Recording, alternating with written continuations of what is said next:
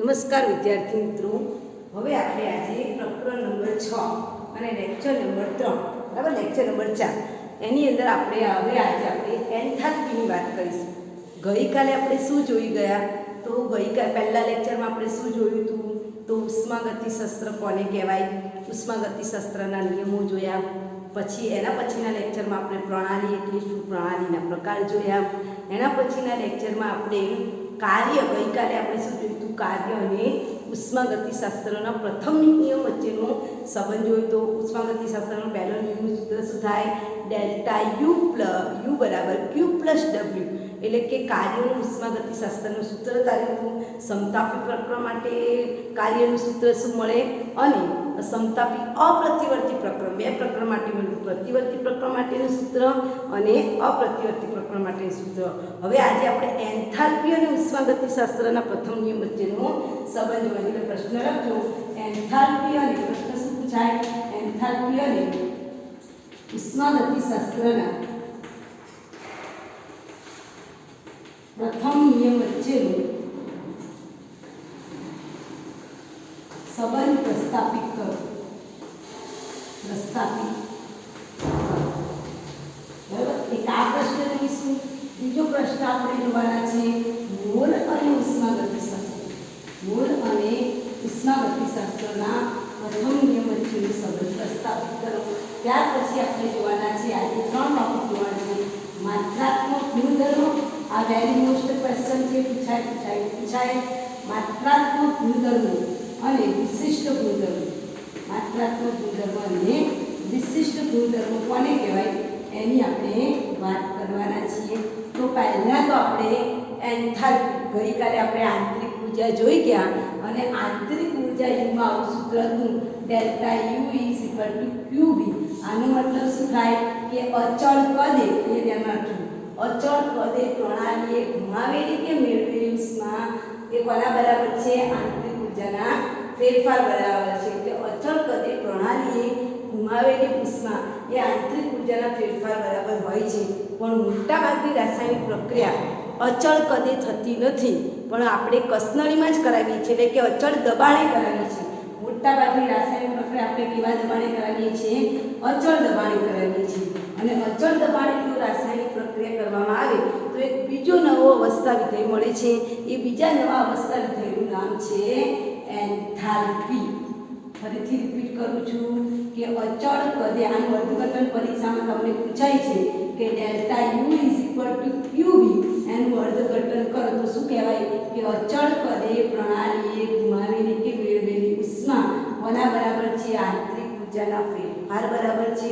પણ મોટાભાગની પ્રક્રિયા અચળ કદે ન થતા કયા અચળ દબાણે થાય છે.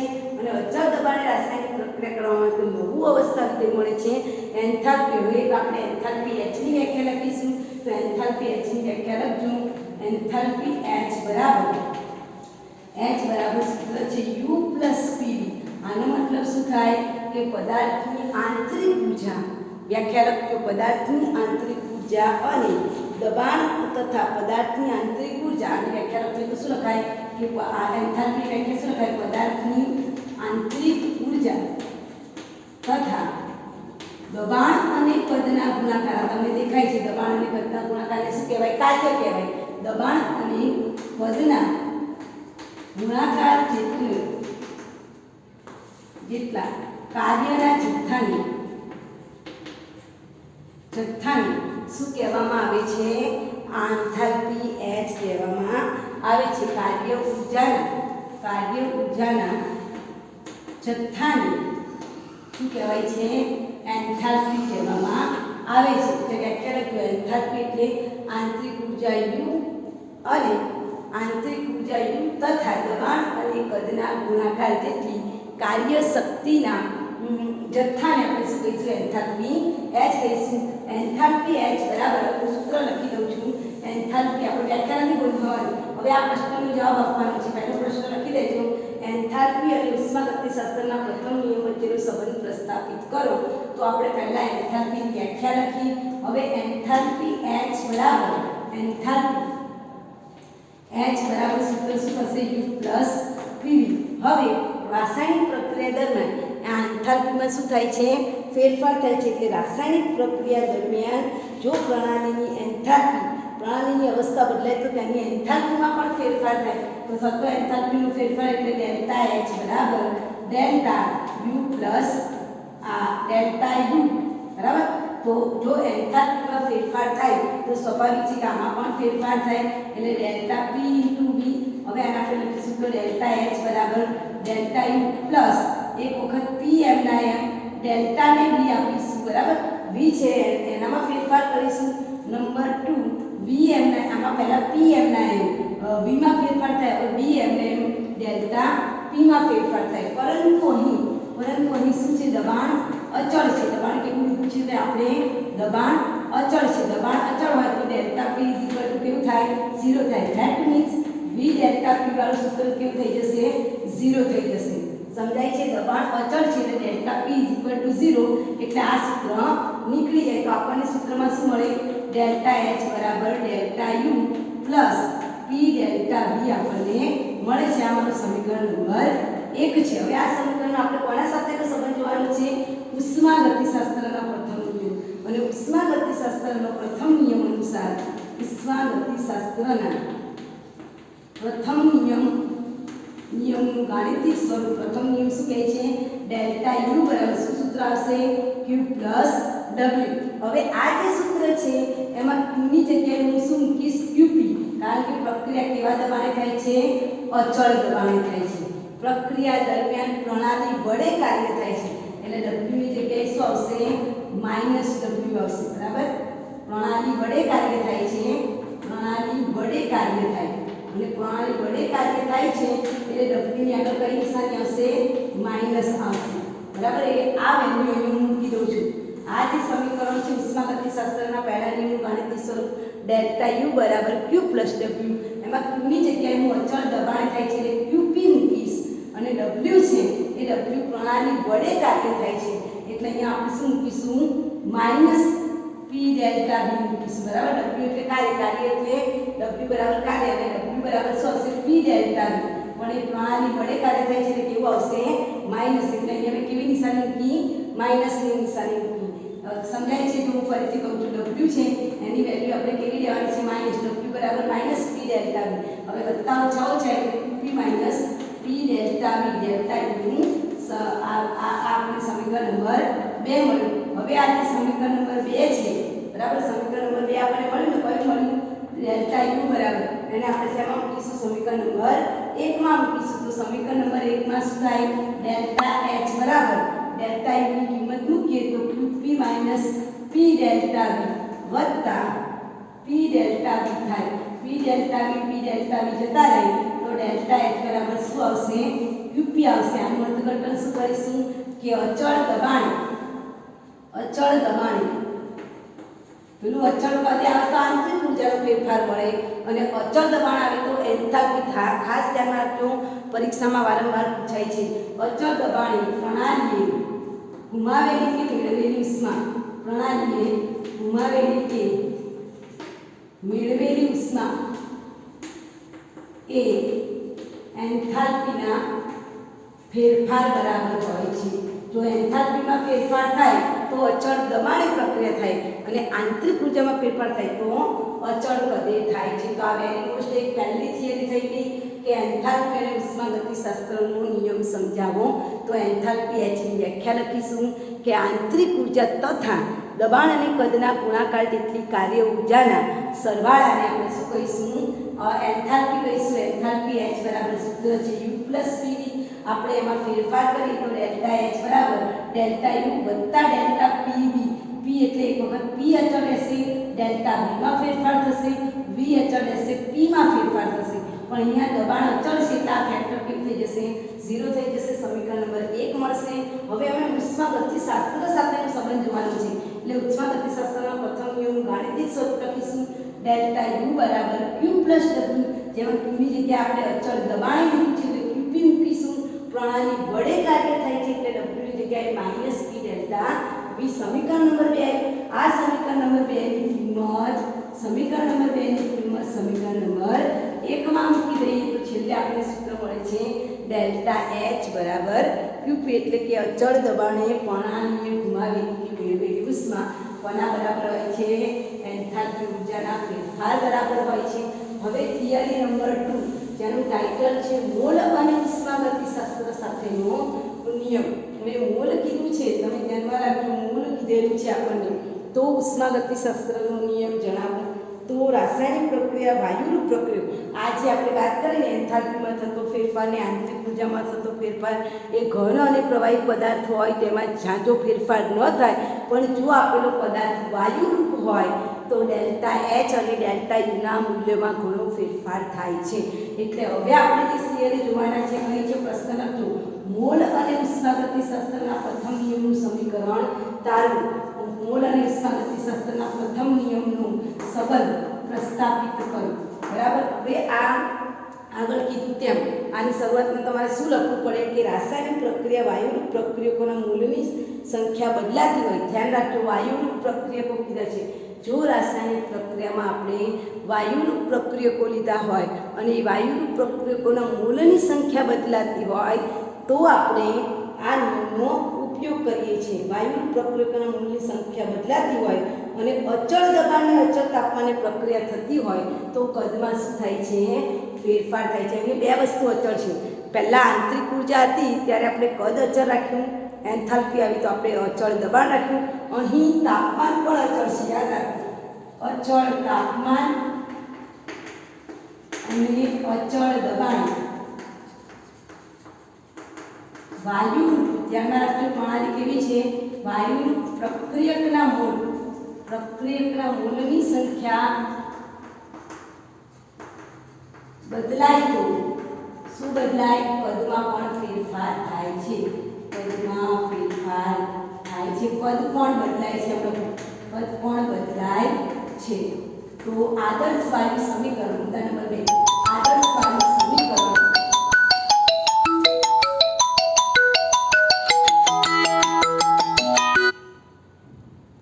વાયુ સમીકરણ અનુસાર આદર્શ વાયુ સમીકરણ પીવી બરાબર કયું છે? એનઆરટી છે. બરાબર.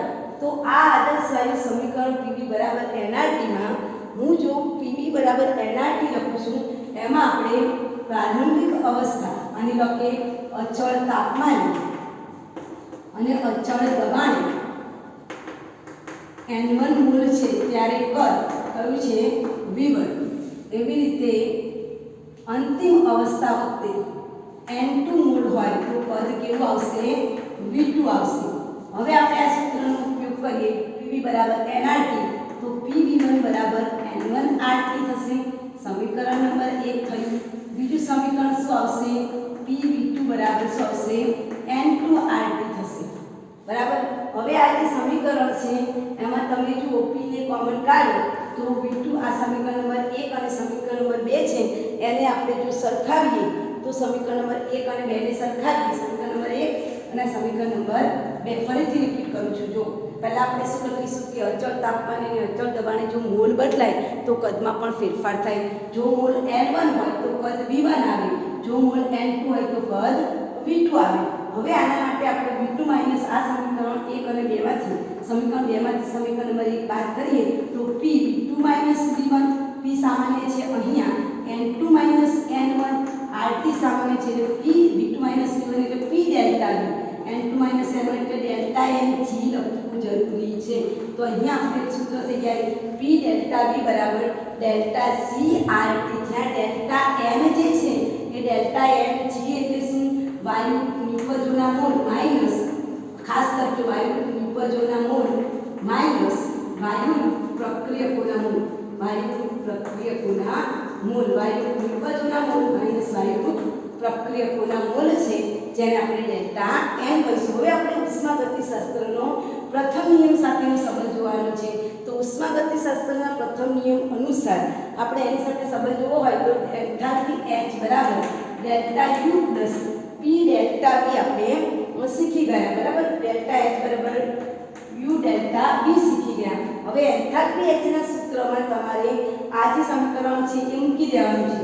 સમીકરણ નંબર 1 ની કિંમત, આ સમીકરણ નંબર 1 ની કિંમત મૂકતા આ સમીકરણમાં સમીકરણ નંબર 1 ની કિંમત મૂકતા હવે તમે તો આ 1 ની કિંમત મૂકી દો આમાં તો ડેલ્ટા H બરાબર શું થશે delta U plus P delta V ની કિંમત કેટલી આવે સમીકરણ નંબર 1 માં જુઓ ડેલ્ટા nRT ડેલ્ટા GRT આ ખાસ વેરી મોસ્ટ જેને મોલ અને ઉષ્માગતિશાસ્ત્રના પ્રથમ નિયમનું સૂત્ર કહેવાય છે અને આ સૂત્ર આધારિત દાખલા તમને પૂછાય જ છે એટલે આ વેરી મોસ્ટ થિયરી છે હવે અહીં આપણે શું લખવાનું છે કે જો ડેલ્ટા n બરાબર 0 હોય એટલે કે પ્રક્રિયકોણ વાયુરૂપ નિપજોના મોલ માઈનસ વાયુરૂપ પ્રક્રિયકોના મોલની સંખ્યા જો 0 આવે તો ડેલ્ટા H અને ડેલ્ટા U ની વેલ્યુ કેવી હોય સરખી હોય પણ જો delta n is greater than 0 તો એન્થાલ્પી પણ ગ્રેટર ધેન ડેલ્ટા U મળશે ખ્યાલ આવે છે આ ત્રણ વાક્યો આપણે નીચે લખવા ખાસ જરૂરી છે કયા વાક્યો કે છેલ્લું જે સમીકરણ તમે તારવ્યું એમાં ડેલ્ટા n 0 હોય ત્યારે ડેલ્ટા H અને ડેલ્ટા U એટલે કે આંતરિક ઉર્જા અને એન્થાલ્પીની વેલ્યુ કેવી થાય સરખી થાય પણ જો ડેલ્ટા n ગ્રેટર ધેન હોય તો enthalpy is greater than delta U થશે અને ડેલ્ટા n લેસ ધેન 0 હશે એટલે કે લેસ ધેન 0 હશે તો ડેલ્ટા H પણ લેસ ધેન ડેલ્ટા U થશે આ સમીકરણનો ઉપયોગ ખાસ પરીક્ષામાં પૂછાય છે અને એમાં તમારે ડેલ્ટા n ગણવાનું હોય છે ડેલ્ટા H એટલે એન્થાલ્પીમાં થતો ફેરફાર ડેલ્ટા U એટલે આંતરિક ઉર્જામાં થતો ફેરફાર અને ડેલ્ટા n તમારે ગણવાનું હોય છે ફોર એક્ઝામ્પલ હું તમને ઉદાહરણ આપું માની લો કે તમને કોઈ પ્રક્રિયા આપેલી છે અને એ પ્રક્રિયાની અંદર માની લો કે તમને આવી મેં એક પ્રક્રિયા આપી છે કાર્બન વત્તા O2 આ કાર્બન સોલિડ છે અહીંયા CO2 ગેસ બને છે તો તમારે આમાંથી કયા પદાર્થો લેવાના ડેલ્ટા n નું સૂત્ર યાદ રાખવાનું છે કયું નિપજોના મોલ માઈનસ પ્રક્રિયકોના મોલ પણ કેવા વાયુરૂપ નિપજોના મોલ માઈનસ પ્રક્રિયકો અહીંયા મેં તમને જે સમીકરણ લખ્યું છે એમાં S એ ઘન પદાર્થ છે ઘન પદાર્થના મોલ લેવાના નથી માત્ર વાયુ અહીંયા CO2 વાયુ છે એની આગળ કશું નથી એટલે 1 મોલ અને O2 ની પ્રક્રિયક છે પ્રક્રિયકના પણ કેટલા મોલ છે 1 મોલ એટલે 1 - 1 બરાબર કેટલા થાય 0 થાય એટલે ડેલ્ટા n ની ગણતરી તમને આવડવી જોઈએ ડેલ્ટા n ગણો એટલે બરાબર યાદ રાખજો તમારે વાયુરૂપ ઘટક લેવાના છે ઘન પદાર્થ લેવાના નથી તો આ તમારું સૂત્ર થઈ ગયું વાયુરૂપ મોલ અને ઉષ્માગતિશાસ્ત્રના પ્રથમ નિયમનું સૂત્ર છેલ્લી થિયરી આપણી છે માત્રાત્મક અને વિશિષ્ટ ગુણધર્મો વેરી મોસ્ટ ક્વેશ્ચન છે આ પ્રશ્ન ત્રણે તમારે તૈયાર કરવાના છે માત્રાત્મક ગુણધર્મ કોને કહેવાય અને વિશિષ્ટ ગુણધર્મ માત્રાત્મક ગુણધર્મ અને વિશિષ્ટ ગુણધર્મ તો માત્રાત્મક ગુણધર્મ એટલે શું અને વિશિષ્ટ ગુણધર્મ એટલે શું તો માત્રાત્મક એનું નામ જ છે માત્રા ઉપર આધાર રાખે ઘણા એવા હોય ને એને ખાવાનું વધારે જોઈએ પણ ખાવાની ક્વોલિટી ના જોઈએ દાળ ભાત થાળી ભરીને આપે તો ખાઈ જાય પણ કેવા દાળ ભાત બન્યા છે એની સાથે એને કશું લેવા દે એટલે ક્વોન્ટિટી પર આધાર રાખે ક્વોલિટી પર આધાર ના માત્રા ઉપર આધાર રાખે પદાર્થના જથ્થા ઉપર આધાર રાખે એને માત્રાત્મક ગુણધર્મો કહેવાય અને જથ્થા ઉપર આધાર ના રાખે એને વિશિષ્ટ ગુણધર્મો કહેવાય એટલે વ્યાખ્યા લખજો માત્રાત્મક ગુણધર્મ એટલે શું તો માત્રાત્મક ગુણધર્મની વ્યાખ્યા શું આવે કે પદાર્થના જે ગુણધર્મો દ્રવ્યના જથ્થા ઉપર આધાર રાખે પદાર્થના જે ગુણધર્મો પદાર્થના વ્યાખ્યા લખજો પદાર્થના જે ગુણધર્મો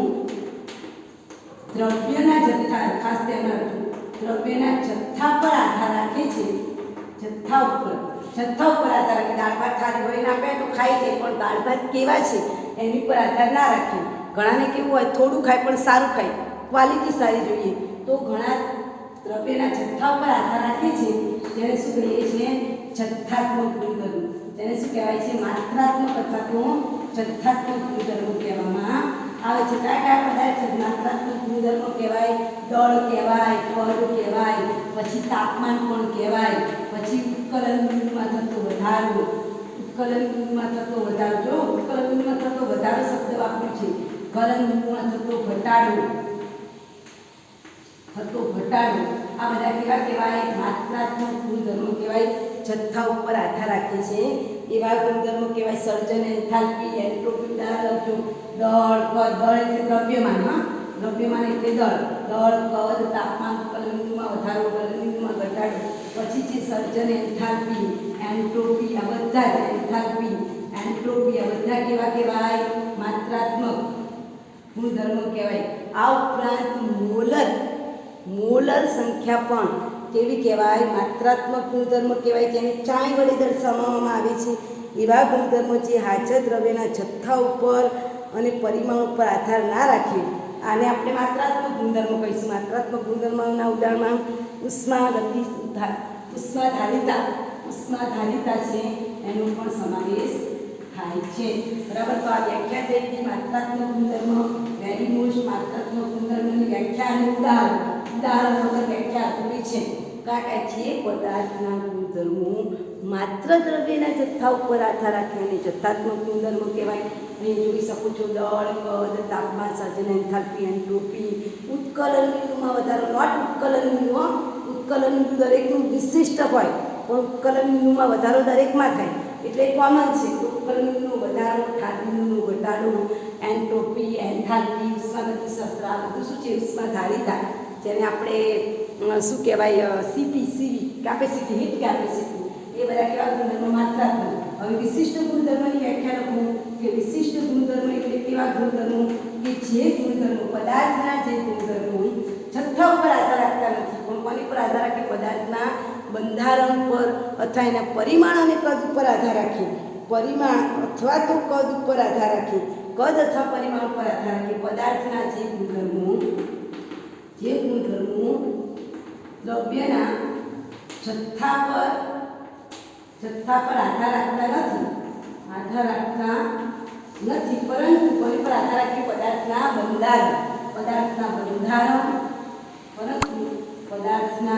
બંધારણ, અથવા તો કદ અથવા તો પરિમાણ પર આધાર રાખે. કદ અથવા તો પરિમાણ પર આધાર રાખે છે. આધાર રાખે તેને આપણે શું કહીશું? વિશિષ્ટ ગુણધર્મ. એટલે જથ્થા ઉપર ના આધાર રાખે, પણ કોની પર આધાર રાખે? પદાર્થના બંધારણ અથવા તો એના કદ અને પરિમાણ ઉપર આધાર રાખે તેને વિશિષ્ટ ગુણધર્મો કહેવાય. અને આ વેરી મોસ્ટ છે વિશિષ્ટ ગુણધર્મો. ઉત્કલન બિંદુ વિશિષ્ટ કહેવાય, ગલન બિંદુ વિશિષ્ટ કહેવાય, ઉત્કલન બિંદુ વિશિષ્ટ હોય, ગલન બિંદુ વિશિષ્ટ હોય, પછી વહનશીલતા વિશિષ્ટ હોય, દરેકનું વહનશીલતાનો ગુણધર્મ જુદો જુદો હોય, વક્રી ભવનાંક બધાના જુદા જુદા હોય, સ્નિગ્ધતા પણ બધાની જુદી જુદી, વક્રી ભવનાંક પણ જુદા જુદા હોય, સ્નિગ્ધતા પણ બધાની જુદી જુદી હોય, સ્નિગ્ધતા અંક પણ આવી જાય. પછી મોલર એટલે કે ચાય પણ કેવા હોય? બધાનું જુદા જુદા. કે મોલર ગુણધર્મ પણ વિશિષ્ટ ગુણધર્મ છે. એમાં તાપમાન પણ આપેલું છે, ઘનતા પણ આપેલી છે. તાપમાન, ઘનતા અને દબાણ. બરાબર. અહીંયા વિશિષ્ટ ગુણધર્મો છે. એ વિશિષ્ટ ગુણધર્મની અંદર પદાર્થનું ગલન બિંદુ આપેલું છે, ઉત્કલન બિંદુ, ઘનતા આપેલી છે. ઘનતા પણ વિશિષ્ટ ગુણધર્મ છે. ઘનતા પણ કેવું છે? વિશિષ્ટ ગુણધર્મ છે. તાપમાન નહીં આવે. ઘનતા એ વિશિષ્ટ ગુણધર્મ છે. અને વિશિષ્ટ ગુણધર્મ તરીકે તાપમાન, ઘનતા, દબાણ વગેરે વિશિષ્ટ ગુણધર્મો છે. મારા દ્રષ્ટિકોણથી તાપમાન ન આવવું જોઈએ. તાપમાન એટલે આપણે આમાંથી તાપમાન કાઢી નાખીએ, કારણ કે તાપમાન આમાં આપેલું છે. તાપમાન નહીં લઈએ, તાપમાનમાં પણ ફેરફાર થાય ભાઈ. બરાબર. એટલે વિશિષ્ટ ગુણધર્મ તાપમાન દરેકનું જુદું જુદું હોય. બરાબર. બધાનું એક સરખું ના હોય એટલે તાપમાન આવી શકે. દળ, કદ, ઉત્કલન બિંદુમાં થતો વધારો, ગલન બિંદુમાં સર્જન, એન્થાલ્પી, એન્ટ્રોપી બધા જથ્થા ઉપર આધાર રાખે. અને જે જથ્થા ઉપર આધાર રાખતા નથી બધા વિશિષ્ટ છે. દરેક પદાર્થ ઉત્કલન બિંદુ વિશિષ્ટ હોય, ગલન બિંદુ વિશિષ્ટ હોય, વહન કરવાની ક્ષમતા વિશિષ્ટ હોય, સ્નિગ્ધતા જુદો હોય, વક્રી ભવનાંક જુદો હોય, ઘનતા જુદી હોય, તાપમાન જુદું, દબાણ પણ વિશિષ્ટ છે. કોઈનું દબાણ એક સરખું ના હોય એટલે દબાણ પણ કેવો ગુણધર્મ છે? વિશિષ્ટ ગુણધર્મ છે. એ મોલર ગુણધર્મને ચાય એમનું મૂલ્ય ચાય એમ વડે દર્શાવવામાં આવે છે. ચાય એમ, જેને એક્સ જેવો સિમ્બોલ એને ચાય બોલાય. મોલર ગુણધર્મને વિશિષ્ટ ગુણધર્મ તરીકે દર્શાવવામાં આવે છે. અને ચાય એમનું મૂલ્ય એટલે કે 1 મોલ પદાર્થ ધરાવતી પ્રણાલીના માત્રાત્મક ગુણધર્મને ચાયનું મૂલ્ય છે. માત્રાત્મક ગુણધર્મ એટલે આ જે છે ને એ માત્રાત્મક 1 મોલ. આપણે કે 1 મોલર એન્થાલ્પી એટલે 1 મોલ પદાર્થની એન્થાલ્પીમાં થતો ફેરફાર, 1 મોલ પદાર્થની એન્ટ્રોપીમાં થતો ફેરફાર, તો એ પણ કેવો કહેવાય? માત્રાત્મક ગુણધર્મ કહેવાય. અને એને આપણે ચાય એમ વડે દર્શાવીએ છીએ. ચાય એમ એ કેવો ગુણધર્મ છે? માત્રાત્મક ગુણધર્મ. યાદ રાખજો, પરીક્ષામાં પૂછાય છે. આનો મતલબ શું થાય? એમ લખ્યું હોય ને દાખલા તરીકે હું એસ એમ લખું તો આનો મતલબ શું થાય? 1 મોલ એન્ટ્રોપીમાં થતો ફેરફાર. એસ એટલે એન્ટ્રોપી અને એમ એટલે મોલર. 1 મોલ એન્ટ્રોપી 1 મોલ પદાર્થની એન્ટ્રોપીમાં થતા ફેરફારને એસએમ કહેવાય. એટલે એ કેવો ગુણધર્મ કહેવાય? માત્રાત્મક ગુણધર્મ કહેવાય. અને ચાઈ એમ વડે દર્શાવવામાં આવે છે. ધારો કે હું એન મોલ લઉં તો એન મોલ માટે ચાઈનું મૂલ્ય શું લખાય?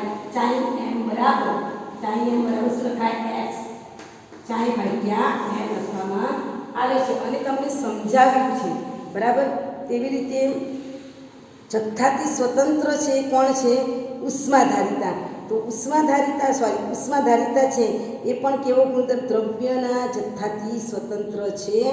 દ્રવ્યનો જથ્થો બીજા ઉદાહરણમાં મોલર કદ વીએમ અને મોલર ઉષ્માધારિતા સીએમ છે. મોલર ગુણધર્મ ચાઈ એમનું મૂલ્ય 1 મોલ પદાર્થ ધરાવતી પ્રણાલીના માત્રાત્મક ગુણધર્મ એક્સનું મૂલ્ય છે. જો દ્રવ્યનો જથ્થો એન હોય અને તમે એક્સ ભાગ્યા એન લખો તો એ પાછો કેવો ગુણધર્મ કહેવાય? વિશિષ્ટ ગુણધર્મ કહેવાય. એટલે ઉષ્માધારિતા મોલર ઉષ્માધારિતાને સીએમ કહેવાય, મોલર કદને વીએમ કહેવાય. એ માત્રાત્મક અને વિશિષ્ટ. હવે આપણે માત્રાત્મક અને વિશિષ્ટનો તફાવત સમજવો હોય તો તમને અહીંયા એવું બોક્સ જેવું આપેલું છે. એ બોક્સને તમે જોઈ શકો છો બરાબર. એમાં તમે જોઈ શકો છો કે પદાર્થ ભરેલો છે અને પદાર્થનો જે પદાર્થ ભરેલો છે એ પદાર્થના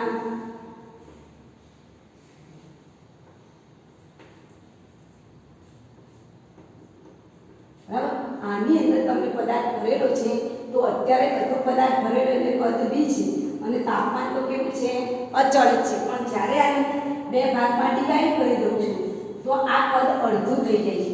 તમે જો અત્યારે આખું ભરેલું છે એટલે કદ જથ્થા ઉપર આધાર રાખે. પણ હું જ્યારે અડધું કરી દઉં છું ત્યારે આનું કદ પણ અડધું થઈ જાય છે. એનો મતલબ કે કદ કોની પર આધાર રાખ્યું? જથ્થા ઉપર. પણ તાપમાન તો બંનેમાં ટી જ લખાયું. જ્યારે એકલું હતું ત્યારે પણ આપણે ટી લખ્યું અને જ્યારે આપણે એને ડિવાઈડ કર્યું ત્યારે પણ તાપમાન કેવું હતું? ટી જ હતું. કહેવાનો મતલબ કે બંને પરિસ્થિતિમાં ટી એમનો એમ છે કે જે જથ્થા ઉપર આધાર રાખતો નથી. જ્યારે કદ એ પહેલાં આખું હતું અને પછી અડધું કર્યું તો કદ પણ કેવું થઈ ગયું? અડધું થઈ ગયું. એનો મતલબ કે કોના પર આધાર રાખે છે?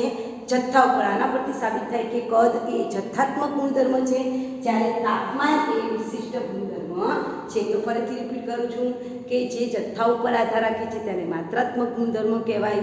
જેમ કે કદ, પછી છે તો દળ, પછી ગલનબિંદુમાં વધારો, ગલનબિંદુમાં વધારો.